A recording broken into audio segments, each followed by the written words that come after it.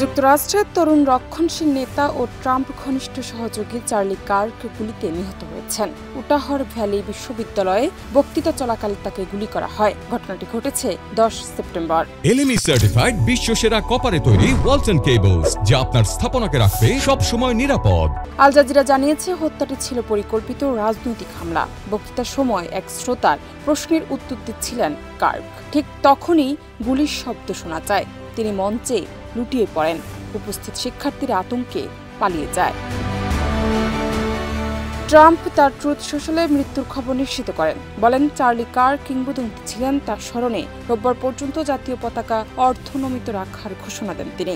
উটাহ governor Spencer Cox একে রাজনৈতিক হত্যাকাণ্ড আখ্যা দিয়েছেন। নিহত কার্ক ছিলেন 2 সন্তানের বাবা। সন্দেহভাজন হামলাকারী ছাদ থেকে গুলি চালাতে পারে বলে ধারণা করা হচ্ছে। একজনকে আটক করে জিজ্ঞাসাবাদ শেষে ছেড়ে দেওয়া হয়েছে। তদন্ত চলছে। ডেমোক্র্যাট নেতারাও হত্যাকাণ্ডের নিন্দা জানান। সাবেক প্রেসিডেন্ট বাইডেন ও ওবামা এক যৌথ বার্তায় বলেন, সহিংসতার কোনো স্থান নেই।